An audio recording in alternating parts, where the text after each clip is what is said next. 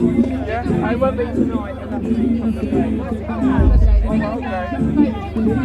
My name is Councillor Hamil Clarke, and I'm the Mayor of Ipswich. This is not the first time I've been here. I've been here a couple of years ago as well, and it's getting bigger, and more young people are getting involved, which is great to see.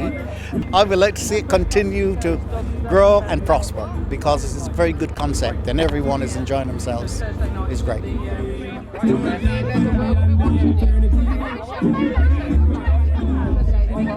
Hello, we are talking about Caribbean migration and we have a great opportunity to have Mr. Hamil Clarke with us here today. Hello, Hello. tell us what made you decide to come to Ipswich? Well, in a nutshell, I came to Ipswich primarily because my sister was here. Oh, That's why I came straight to Ipswich. Coming to England is a different story because I wanted to further my education. I wanted firstly to be a dentist. That's why I left the Caribbean. okay. So did you come alone or you came with somebody? No, I came alone. I Okay. came alone. Yes. So can you tell us more about your sister? She came here in 1955 and she went straight to Colchester General Hospital. It was Severall's Hospital, it was called then, Okay. to study nursing. Oh, Yes. Then she met her husband and then she moved to Ipswich. Yes. okay. And I came then in 1960, lived with them for a number of years, moving from one address to the other. Yes. These two pictures here, one of my dad at the top, my mum at the bottom. One at the top, I just sitting in a pose. At the same time, I'm sitting at the bottom one is sitting at the piano. Believe it or not, I used to be able to play the piano well. These two is of my late wife's. How did you find adjusting to a new atmosphere? It was difficult adjusting to almost everything. Weather, yes. And although it was supposed to be sunny and warm, you were still cold. But one of the things as the weeks and months went on, and I had a real culture shock in seeing all the chimneys, smoke from all the houses, which I thought were all factories. Oh, Seeing the smoke because we're never used to seeing chimneys back. chimneys. So were you able to find any of your Caribbean foods, maybe stores here in Ipswich at that time? There were a limited amount of Caribbean food, and you used to go to different corner shops that made a point of trying to accommodate Oh, both West Indian and Indian food. So we did. There was one English shop that he did cater for West Indian to a certain point, and that was a shop off the Norwich Road. okay. Yes. And were you able to celebrate your Caribbean traditions and custom at the time? Yes, that was one thing that was always celebrated. But we didn't have a venue as such that we have, so we used to have parties at each other's houses, the different houses.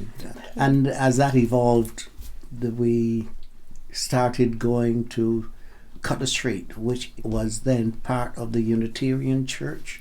But a lot of celebrations were held in each other's homes. Yes.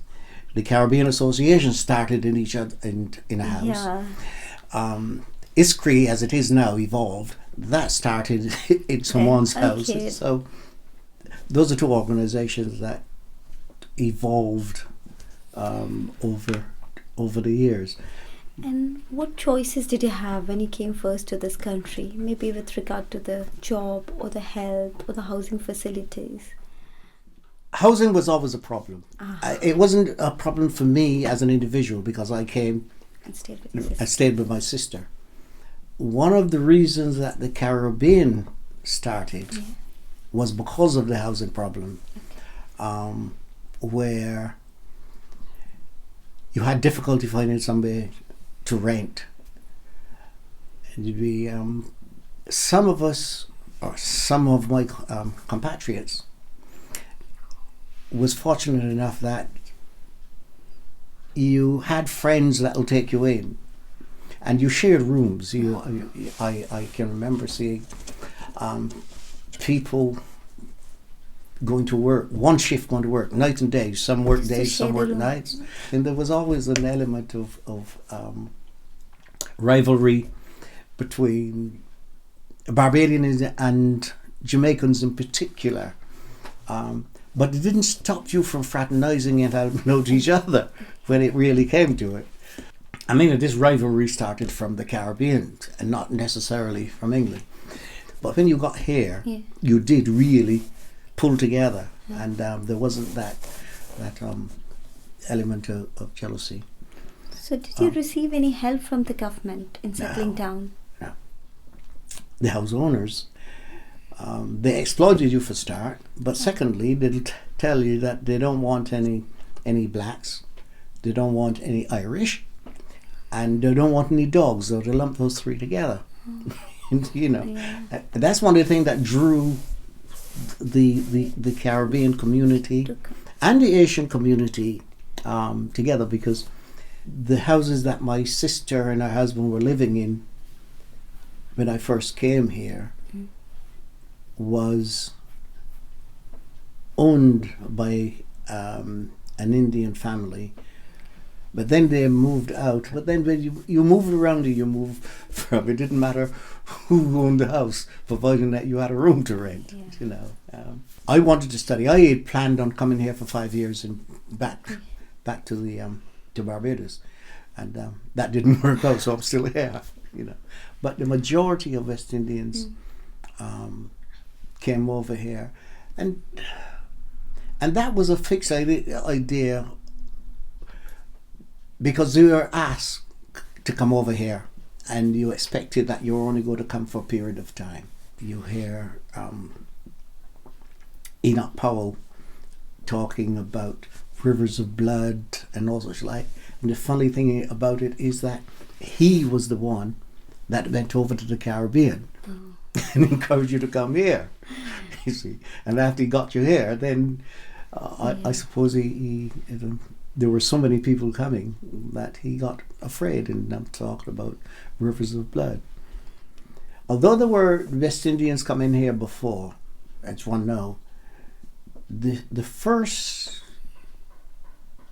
influx of West Indian came, and I don't know if you heard about the Windrush. Yeah. That was the first influx, and most of those were Trinidadians and Jamaicans came on the Windrush. It was when I was, that was my official picture when I was mayor first time round. And the one at the bottom, that is, again, when I was at the palace for my MBE. The one at the top, again, was taken, that was an official picture, but it was without the robes on. And the one at the bottom, again, was at the palace. The other two, again, was at the palace, but the one at the bottom is with my late wife and my two daughters.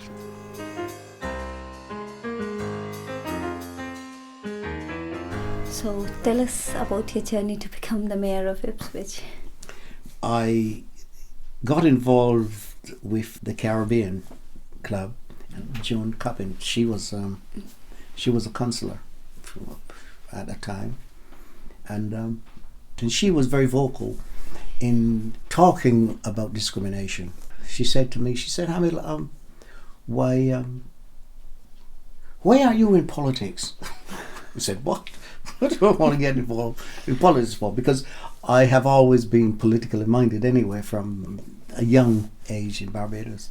Similarly, as I was trying to persuade her to be a member of the Caribbean Association, because we talked about the Caribbean Association, but it wasn't just about Caribbean. It was bringing all the communities together as how we envisioned it. She persuaded me then to put my name forward to be to be a counsellor. And to my surprise, I was selected, and I was elected. Yeah. And it went from there. And I then became mayor in 1998. Yeah. Yes. And even more surprised when I was asked a second time. Yeah. Yes. But I enjoyed it. It was a journey, I must say. So coming to the final question, like looking back to the days when you first came to Ipswich, what difference do you see as in terms of community interaction? Things have changed considerably. There's no doubt about that. The legislation that government made, where you could buy a house, people can't gazump you like they used to. People can't refuse to sell you your house because you're black, although there are different ways that they went about it, and so on. And bringing the equality law into effect made life easier for you. But in saying that, you can't legislate for people's minds. So racism is still there. As a matter of fact, it is getting worse in some aspects, because it is getting a bit more sophisticated in how people go about perpetrating racism. But it is easier, and you get communities working together more, and they're not fragmented like they used to, and it's easier to persuade them to be part of one community. Ipswich is a lot more fortunate than a number of other places, and it takes a lot of hard work, but I find that the powers that be, regardless of their prejudices and their biases, they find that having a community that is reasonably stable, they don't put as many barriers that they used to in your way. Yeah. I mean, I go around the country and you say you're from Ipswich, and then after you're networking, people say, "Oh, you're from Ipswich, are you? Are you from that place that got all of those different communities?" Yeah. And there's no trouble, because we work very hard at maintaining a level of community spirit, and we get help a bit, but most of it are done by the communities themselves. Okay. Yes, and that's something that I'm proud of.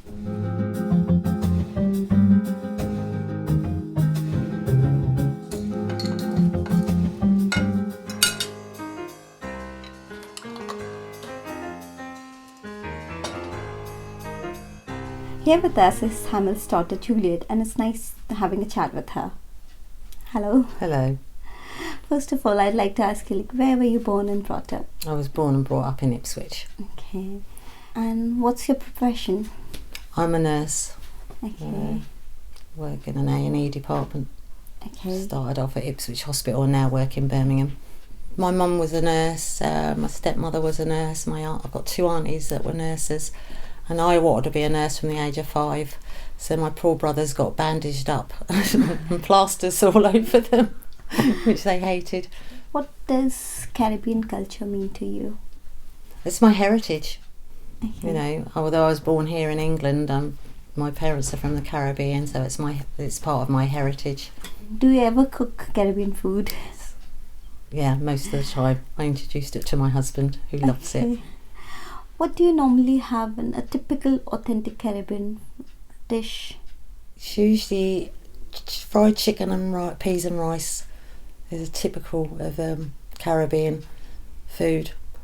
My favourite though is my dad's neck of lamb soup. I love that.